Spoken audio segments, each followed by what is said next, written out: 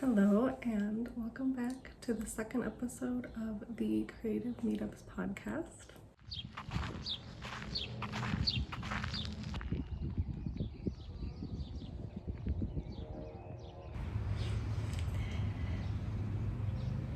I'm really excited about today's topic, but we have to do our show and tell first.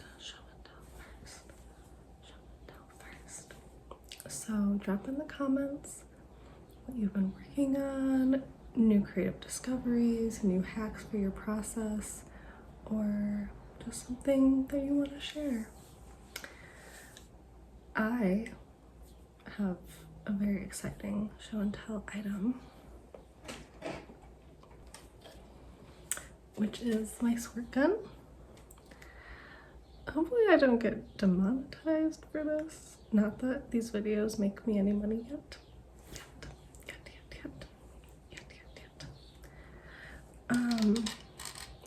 But this is important to me because I love the beach.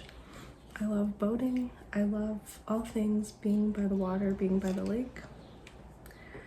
And I really like to paint watercolors on the beach, but you know, kind of carting around a little cup to get the water for the watercolors, you know, isn't always readily available or like easy when you're by the beach. And I realized that I could use my little squirt gun and just like spray my little paintbrush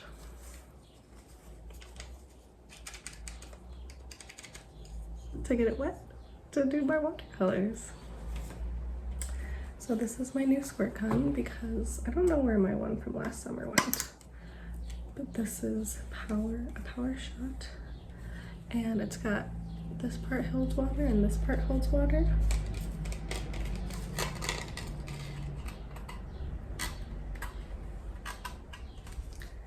And I'm very happy with it.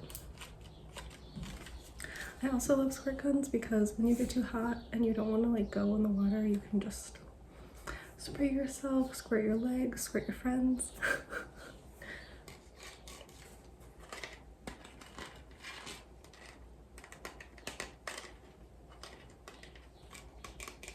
Squirt gun.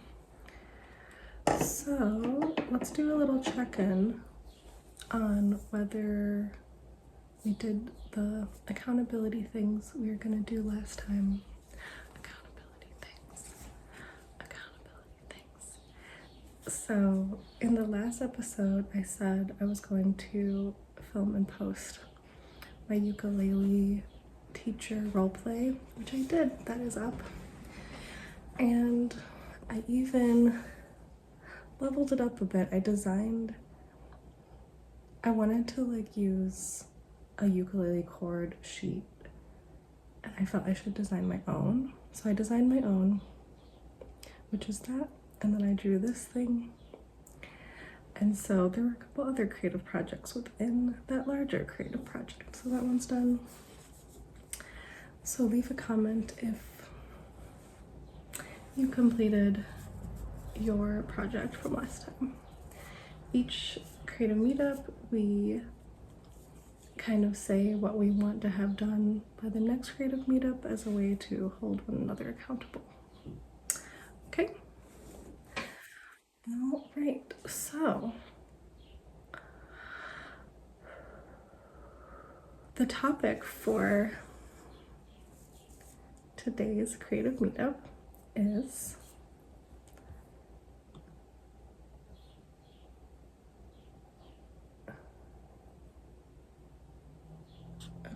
sorry, my family's texting me. What was I saying?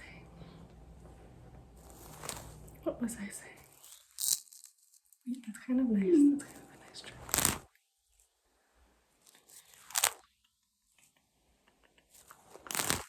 Okay, the topic of today is getting comfortable with making bad art.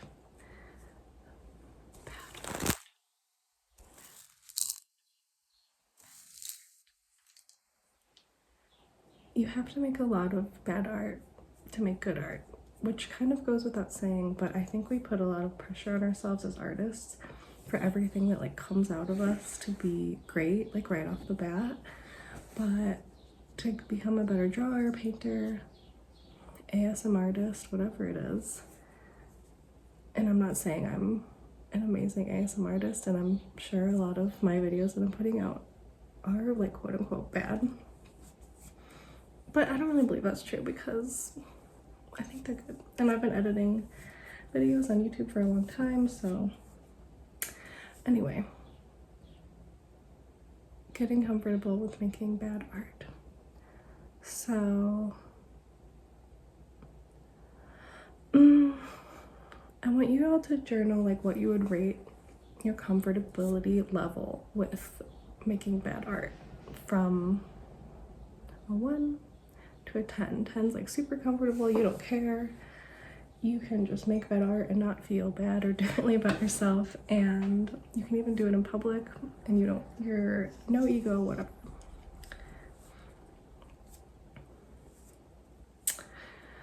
Where would I rate myself on that scale? I'm in a painting class right now, and I do find I just like want it to be good. I don't want other people to see me struggling. That it's very, very vulnerable to make bad art. So I want you to each take a couple moments to journal about, if I do make bad art, what is the worst that will happen? Okay?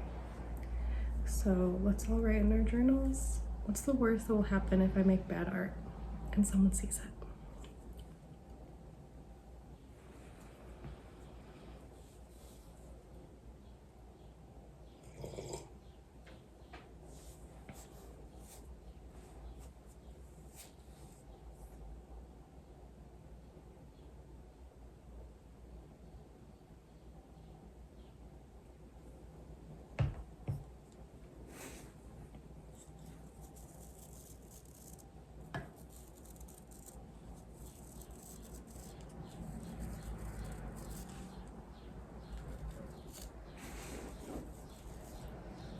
And I'll just be playing with my brush here.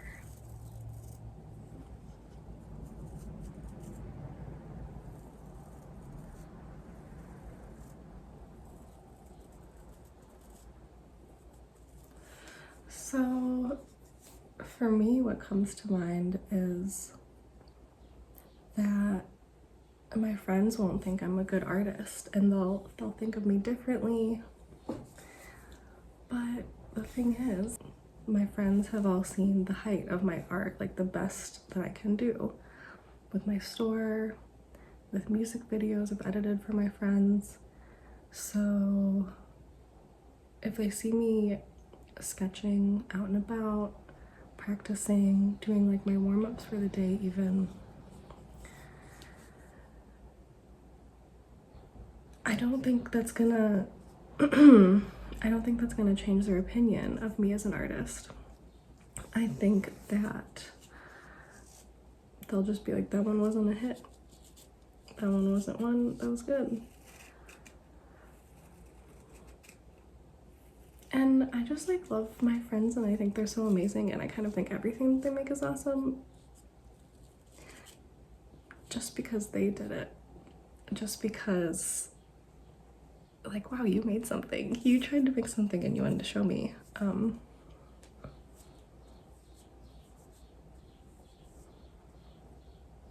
So yeah, talking through that I think just helped me process that fear, and like, it's gonna be okay. It's not that big of a deal. So I've been working on this muscle. Getting comfortable with making bad art is a muscle. It's a muscle that we all have to develop as artists. And so how I'm working on that is I'm making art out and about in my little sketchbook, in my little watercolor pad, and like letting other people see me be bad and getting comfortable with that like discomfort. And because I like to just like, I like to go out to eat and drink and whatever by myself and like sit at a bar and draw in my little sketchbook. That's like my little artist date time, if you've ever read The Artist's Way. And I think, like, first of all, people are so taken by the fact that you're just like sitting there drawing. They're not like really looking at what you're drawing. They don't really care. No one really cares about you. They care about what you could do for them. They care to tell someone else. Someone was sitting at the bar and drawing. I don't think it goes any further than that. I don't think they were sitting at the bar and drawing, and one of the cats that they drew was not the right proportions, and they clearly don't understand the skeleton of a cat.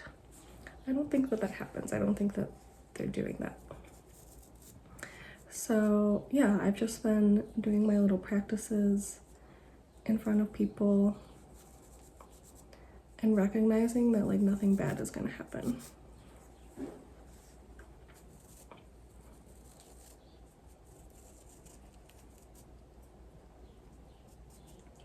So if you did take time to journal through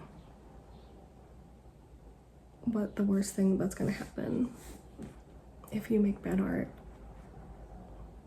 if you feel like sharing in the comments, feel free. I would love if this could be a space where we're all sharing our learnings about creativity, which is really what my in-person creative meetups were. It was like,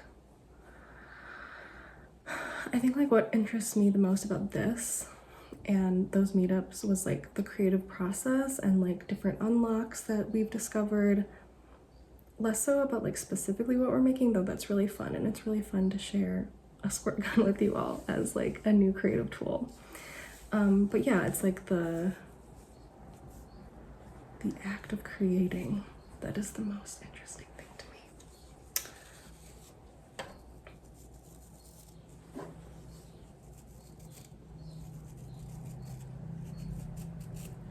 And now I want us all to journal. What is the best thing? What is the best thing? Now I want us all to journal. What is the best thing that might happen if you make bad art? So take a couple moments. I'll be here. I'll be playing with my paintbrushes. Ooh. That's a nice noise. This one's so soft.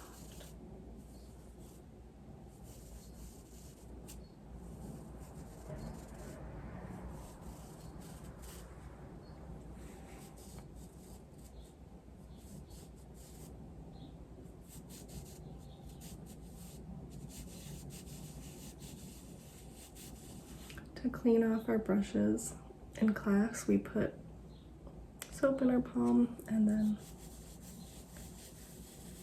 just get it all soapy and then rinse all the paint out. But yeah, you're journaling about what's the best that could happen if you make bad art.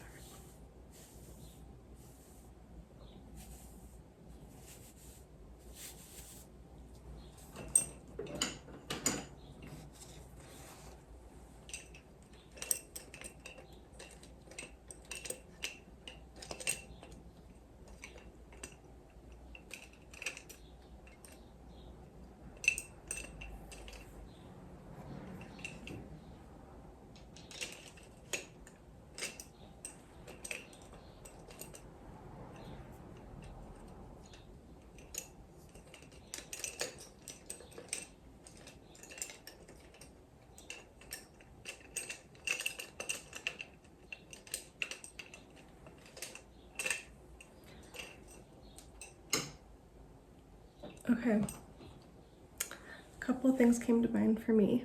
One, you could discover a new style, letting yourself be free, letting yourself try different things, use different color combinations, different thicknesses of pens, different combinations of mediums.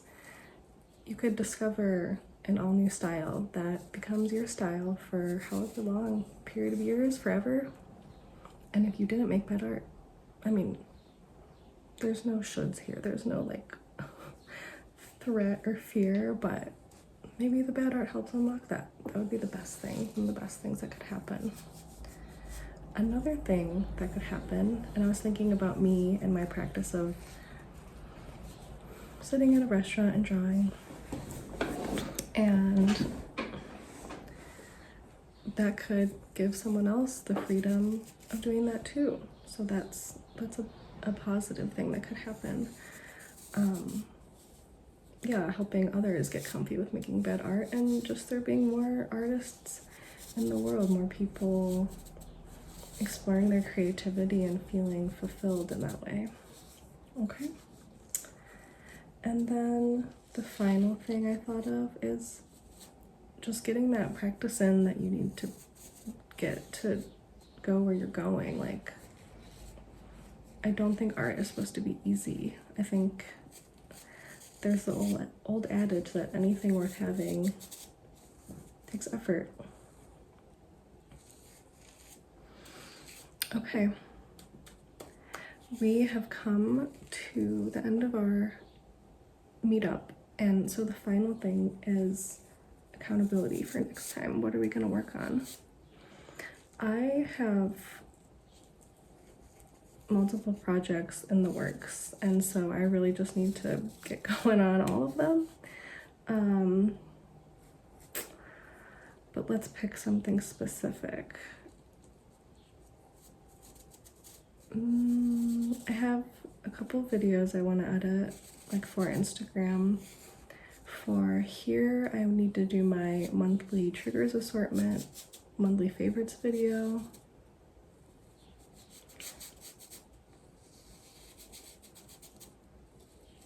And then I'm like, the painting I'm working on in class.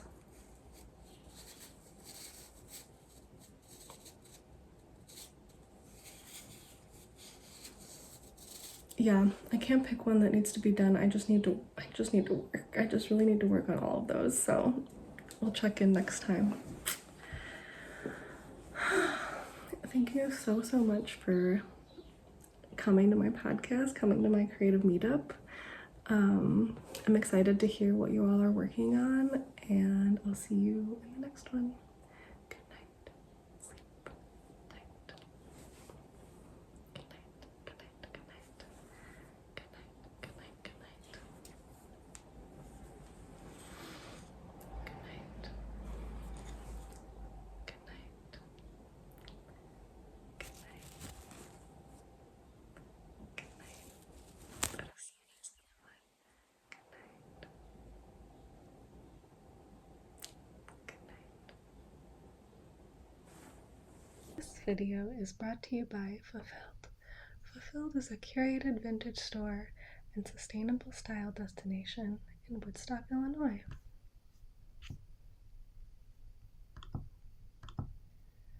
Founded by Molly Dunn in 2023, we help people find their forever items and encourage shopping slowly, locally, and mindfully.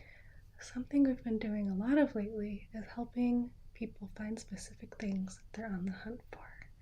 So let us know if there's anything we can help you find, and we hope to help you relax as well.